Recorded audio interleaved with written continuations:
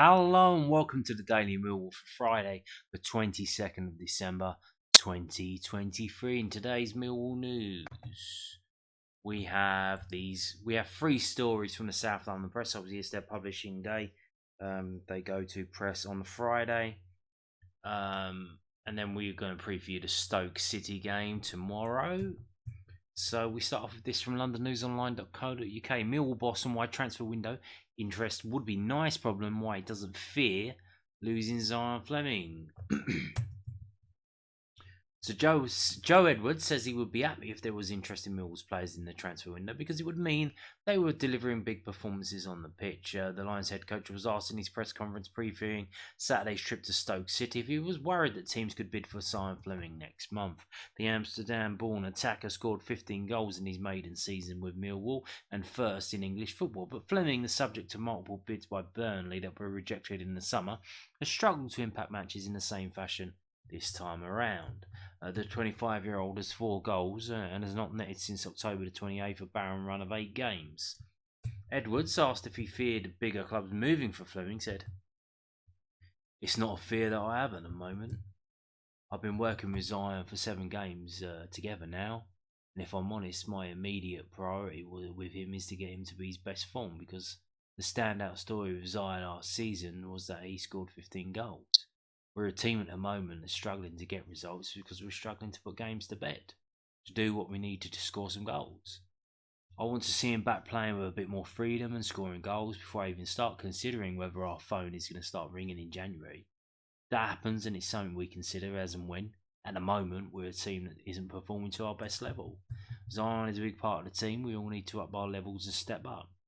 Big dogs come calling for our players is a nice problem that I like to have because it would indicate that things are going really well on the pitch. At the moment, that's all we're aiming for performance levels on the pitch to improve." So there you go. Now, moving on to this. From londonnewsonline.co.uk. One of the worst feelings I've had on a football pitch. Millwall attacker pained by Den points slipping away against Huddersfield. Millwall were hit with a late sucker punch in their 1-1 draw at home to fellow strugglers Huddersfield last Saturday, and nobody felt the blow more than attacker Duncan Watmore. The Lions thought they had claimed all 3 points and ended a 6-game winless spell with Brooke Norton-Cuffy's goal of difference going into the 7th minute of added time at the Den. But the visitors were rewarded a late penalty by referee Darren Bond, who penalised George Saville for handling the ball. Delano Bergzog converted from the spot to deny Millwall a first Den win under Joe Edwards. Millwall are 20th in the Championship and have the worst home record in England's second tier. Their last success in SE16, the 3-0 win over Rotherham United more than 3 months ago. "It was so tough to take," Watmore told the South London Press.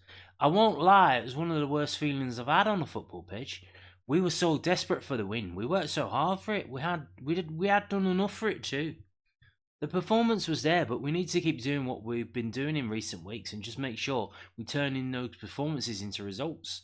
The only thing that matters are points, and that's why we felt so gutted with that last-minute equaliser. It's never anyone's fault. It's just one of those things that happens. And Sab, he's been excellent for us all season. And every time he plays, you see that he gives absolutely everything. It's been a tough time for us at the moment, so we just have to stick together as a group." The Sunderland Academy graduate has had his fair share of injuries throughout the course of his stint in the professional game, suffering 2 career-threatening ACL injuries in quick succession as a youngster. He picked up a knee injury in October, coming off after scoring a 2-2 draw with Hull and returned just in time for the appointment of Edwards as Gary Rowett's permanent successor. "I got injured at an annoying time. I felt like I was playing quite well," he added. "I scored and then I picked up the knee injury and it sent me back a few weeks. It takes time to build that back up again, so it was really frustrating time for me. I've had quite a lot of injuries throughout my career and I've learned to accept that they're part of the game. I wish I hadn't, but that's just the way it is. I want to help the team wherever I can. I feel like I'm in a really good place at the moment. You want to tie the physical and mental side of the game together at the same time. The only thing that really matters is results, and that's all I really care about. I feel like it's close to turning. I feel positive about this group and where it's going. With the busy festive period to come, which will see Millwall take on crucial clashes against Stoke City and Queen's Park Rangers. Does the former England youth international have to manage these minutes given the problems he has suffered in the past? Oh, I'd like to say no, but the truth is I do, said Watmore. With some of the injuries and operations I've had on my left knee, it does react sometimes and can be unpredictable. You just have to accept the way things are and to manage it when you need to. It feels in a good place at the moment, and that's all I can hope for. My main goal is to be available as much as I possibly can. I want to play football games and help this team. I'm a bit older now, and I've been managing this knee for a while, but I'm more attuned with it. I know there are times when it's not quite right and I need to pull out, but most of the time I will try and play because I want to play football games. I've missed enough during my career. The medical department here, they're brilliant with me. The end of January transfer window will mark Watmore's 1 year anniversary at Millwall after he joined from Middlesbrough. The 29-year-old has made 30 appearances and recorded 7 goal contributions in all competitions. I have been so impressed with the club as a whole, and I've had a good year, he said. I enjoy it more when we're winning than climbing up the table, and that's what we're all desperate to do. We're all confident that we can do it and turn the season around, and these next games, they're really important. It's never a case of one game defining the season. You have to stay as level as possible because it's a long season. Oh dear, oh dear, oh dear, oh dear, oh dear. Moving on to this, as I said, again, the third story from the South London Press, londonnewsonline.co.uk. It was a frustrating period. Billy Mitchell in his absence from starting lineup and savouring his football. Billy Mitchell does not want to take starting games for granted ever again after coming back into the Millwall team in recent weeks. The academy graduate went on a run of 13 championship matches with just one start to his name after dropping out of the team towards the end of Gary Rowett's reign. Mitchell, 22, racked up 38 appearances last season as he formed a partnership with George Chappell in the Millwall midfield, but the arrival of Casper Denor and Luton loanee Alan Campbell left Mitchell having to impact games off the substitute bench in recent weeks until the Belgian suffered a calf injury, which is set to rule him out until the middle of January. It has opened the door for Mitchell to feature under New Lions head coach Joe Edwards. I've been happy to be back in the starting lineup. It was a frustrating period when I had been out of the team, Mitchell told the South London Press. The other boys have been playing well. I have to grind in training and do whatever I can to get back in. And that's football, It's tough because when you don't play for a few games and you come into a team that's kind of struggling, you maybe don't feel the sharpest. Like naturally, when you've been out of the team for a while, then you might not see the pitch as big or your touch isn't on point. With time, it will get better. I learned how much you enjoy your football when you're playing week in and week out. It's about playing with that enjoyment and freedom. It's about the happiness of being in the starting lineup because it's so frustrating when you're not. You play your best football when you're enjoying it and have a point to prove. It can be a helpless feeling when you're not in the team. You can do all you want, but the bottom line is if someone's playing better than you or they have a run in the team, they get the benefit of the doubt and it's hard to overturn that. You never wish it to be an injury, and Casper's done great this season, but opportunities come in different forms. I want to be in the team because I've earned the spot from training as well as possible. But you always have to be prepared. The December fixture list is packed, so even if we didn't have any injuries, it would have been natural for the squad to be rotated, so everyone stays fresh. And that is it, short and sweet. So now, here we go. Going into the big game tomorrow. The biggest of them so far. This is from millwallfc.co.uk, the club's official website. Watch Mill's trip to Stoke City in selected territories. Overseas Lions fans in certain locations can stream this Saturday's game at Stoke City for £10. Not in the UK, this is abroad. But this fixture is only available in selected countries due to broadcasting rights, with the game being selected for overseas broadcast. UK-based subscribers and supporters in countries not listed below to Millwall TV can listen to audio commentary. But, so, basically they're telling you, if you have a VPN, you need to change it to one of these countries. China, Comoros, Eritrea, Faroe Islands, Fiji, Gibraltar, Ghana, Luxembourg, Nauru, Palua, Pitcairn Islands, Socotra, Swaziland, Tuvalu, The US Virgin Islands, Zimbabwe. Now, selected for overseas broadcast. What does that mean? And where? Oh, Spain. You can change it to Spain. That's a pretty big one. Where is this being shown? Well, this is from livesoccertv.com, and I can tell you where it's being shown. Once we scroll past the table there, that doesn't look too good. And here we go. If you're in any of these countries listed here, you can watch it on the channel next to that country. So Star Plus for Bolivia, for most of South America, I think. Chile, Colombia, Costa Rica, Croatia, Arena Sport 9, Premier Sport in Czech Republic. That should be Czechia. Thank you very much. Egypt and most of the Middle East, I think, is BN Sports Connect. If you're in France, it's BN Sports Max 4. If you're in Greece, it's Cosmo Sports 7. Viaplay for the Scandies, it looks like. Viaplay Iceland, Viaplay Lithuania, Viaplay Netherlands, Viaplay Poland, Premier Sport in Slovakia, Viaplay Sweden, Sport 1 Extra in Switzerland, TOD in Syria and Tunisia, ESPN Plus in the United States, which I think that's an app, isn't it?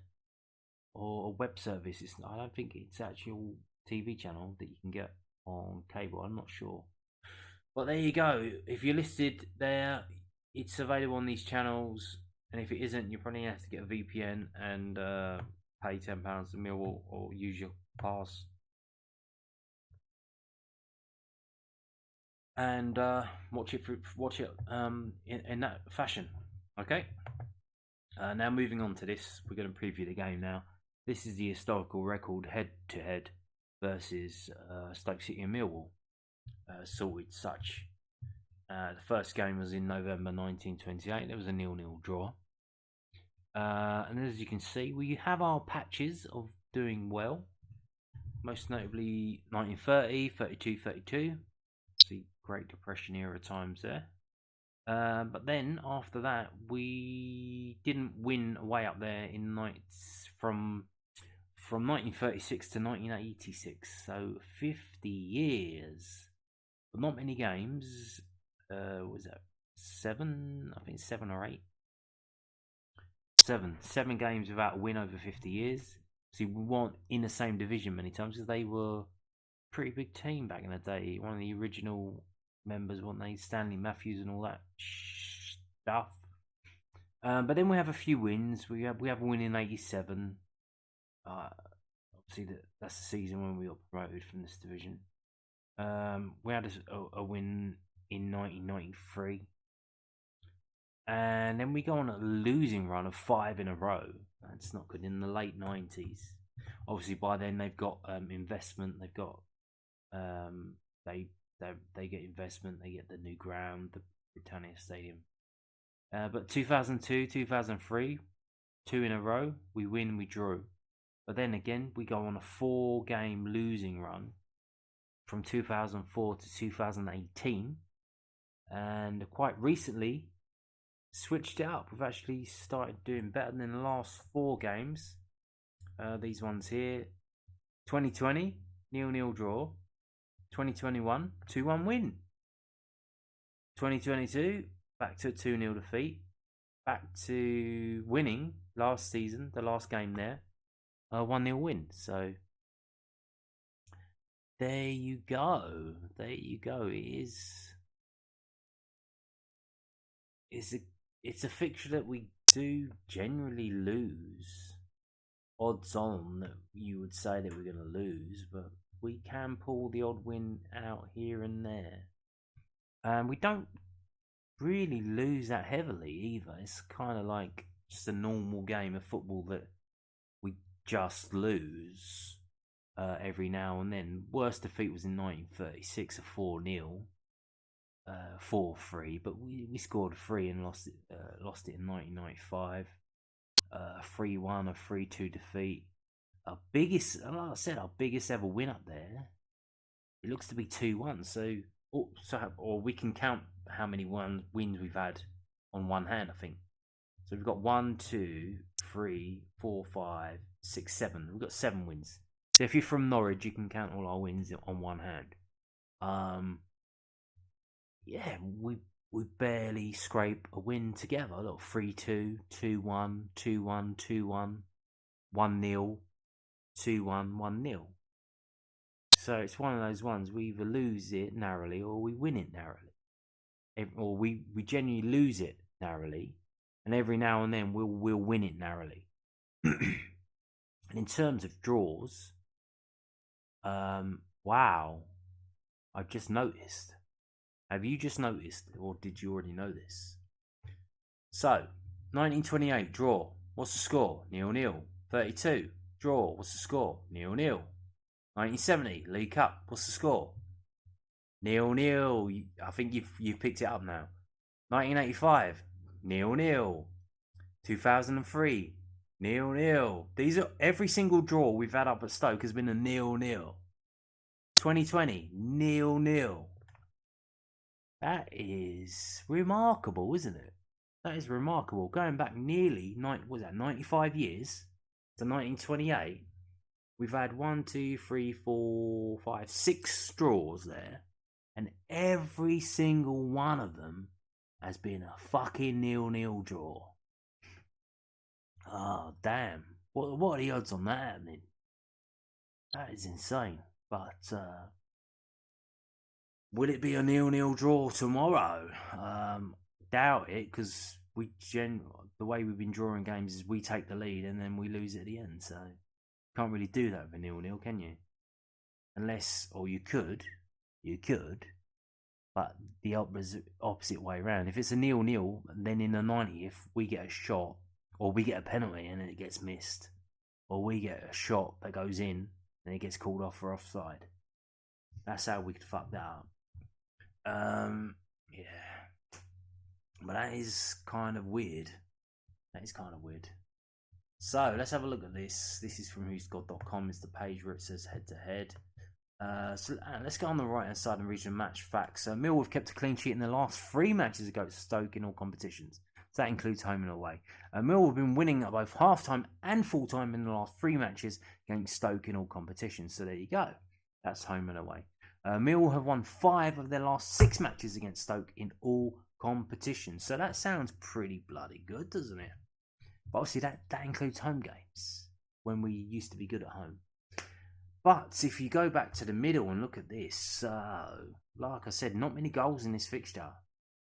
If you look in the middle, so the last 6 games up at Stoke, we have lost 3, drawn 1, and won 2. But we've only bloody scored 3 goals. So yeah, that one draw was a 0-0, and we failed to score on 4 occasions. Every time we lost to Stoke, it was a 2-0, a 1-0, and a 2-0. So we failed to score 4 times. When we did score, we won. So is that an omen? So if the players are watching this, if you score, you might bloody win.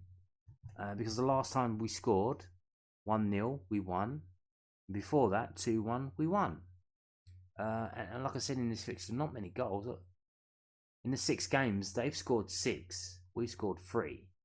6 yellow cards for them, 7 for us, and 1 red card in 2020. So yeah, not the highest of it's a dirge of a game, and it's a fucking dirge of a game, especially in December. I mean, it's freezing up there, isn't it? As you can see, the table, the form, they're 19th in the table, we're 20th. There's 1 point, we're 1 point behind them. We've only won 5 games, they've won 6.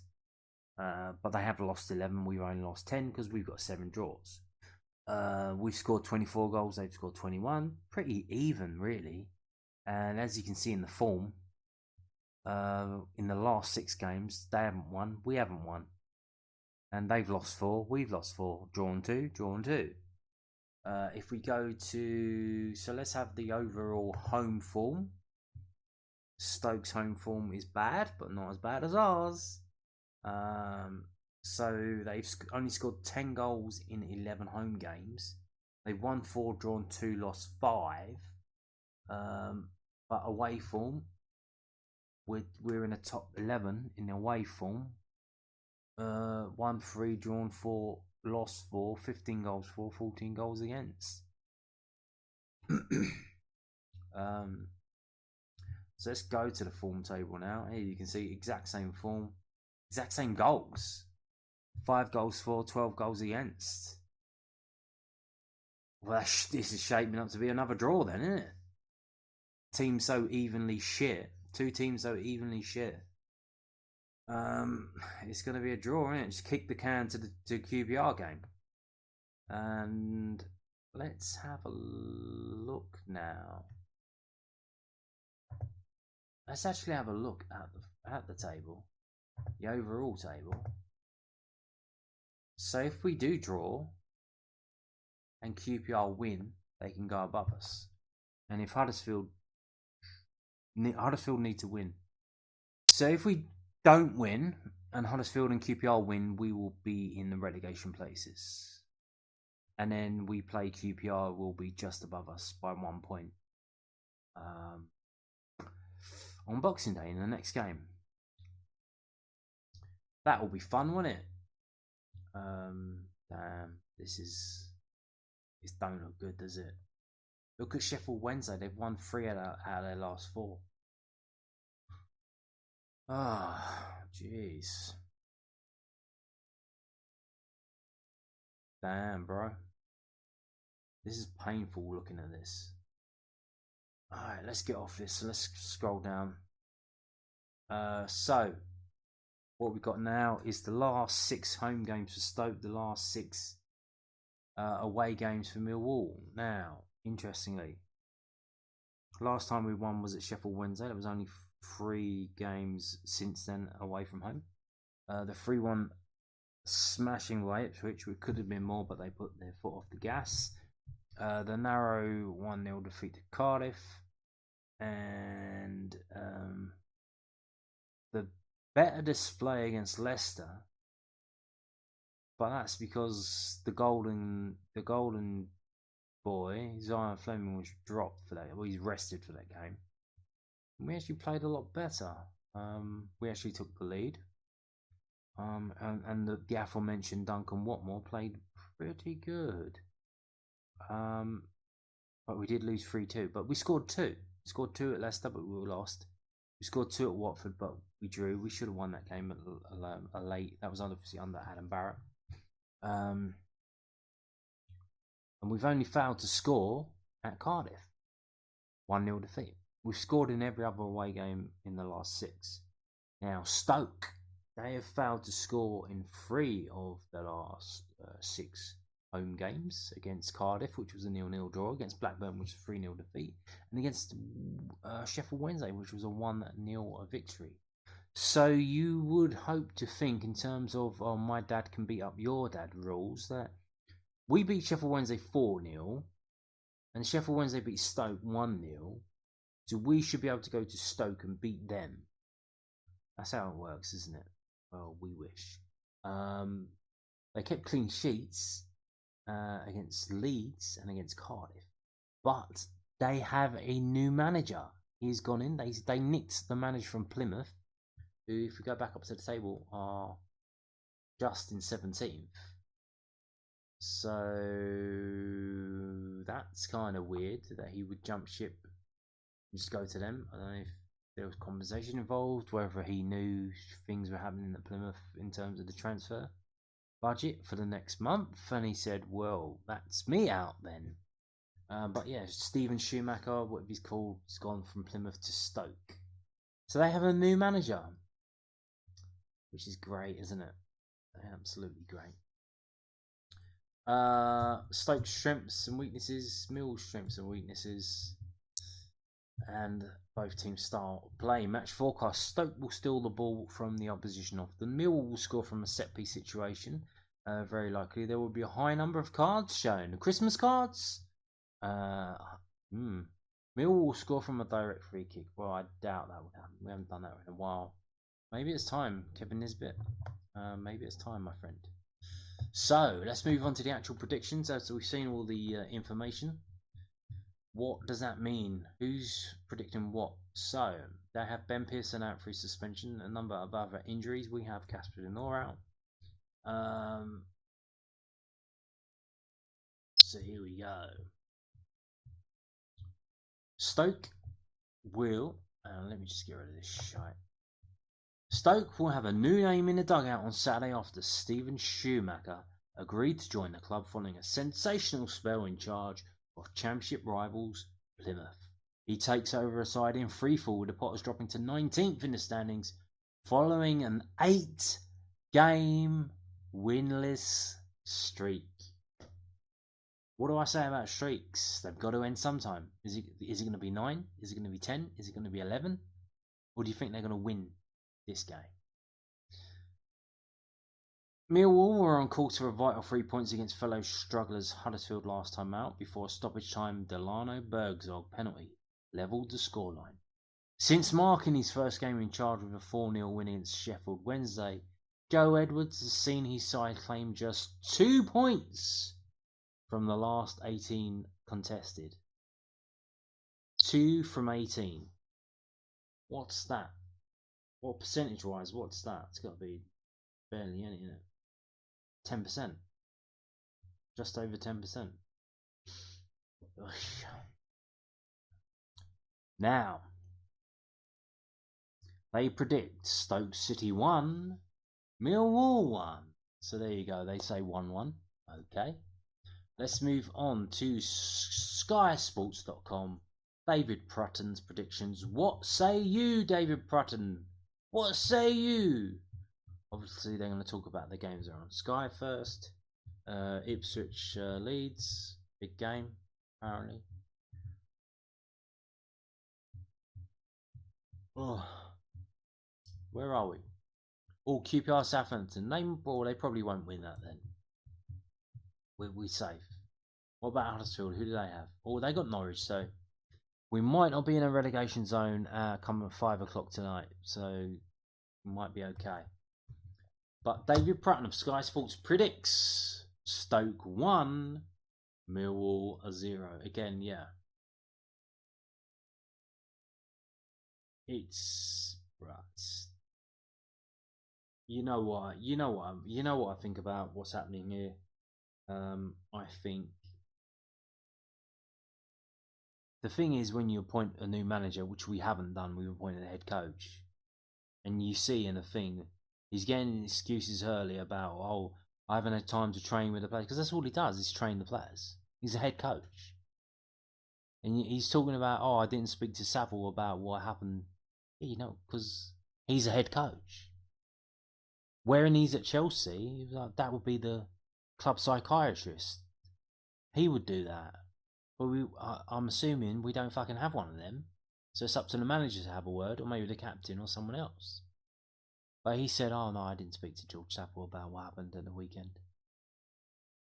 So that's clearly the difference between a manager, and a coach who trains the players. But we've already got one of them. His name's Adam Barrett. So we've just got a different version of that, and he picks the team. This is whatever this is, whatever they're trying to do, it's failing miserably. And as I predicted, I don't think it's going to work. Everyone's saying give it more time. We'll give it 2 more games and we'll be in a relegation zone, and then someone will have to decide. And then it will be up to the record that Gary Rowett got to, where he was 10 games without a win and he was kept on. But even then, what did he do? He spent a lot of money and just got the team half into the 45 minutes away from being in the playoffs and fucked it up. So is that what we're going to do with Joe Edwards? We're going to keep him. He's going to turn the ship around eventually, do so much with us, and then not get that final push over the line. I know. What do they call it? Black pilled, doom pill.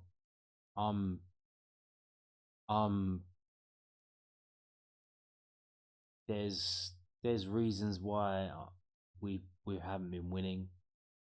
It's that's not right. There's things at the club that are not right. Clearly, with the Husky deal, all the other things that are happening in the club, they're not. They're just not right. Um, so I'm going to say it's going to be Stoke 2, Millwall 0. Either that or it's going to be the 0-0 draw again. But I'm because like literally that's me being optimistic, is saying 0-0. That's my optimism. Oh, we can get a 0-0 there. But realistically, it's going to be 2-0. And hopefully, Huddersfield and QPR look like they're playing tough teams and they won't be winning those games. But QPR at home to Southampton, so you never know. But there you go. So I'm going to predict Stoke 2, Millwall 0, and I'll listen to the game and hope that my prediction is utterly smashed to pieces. But I'm not holding out much hope. And on that note, thank you for watching and goodbye.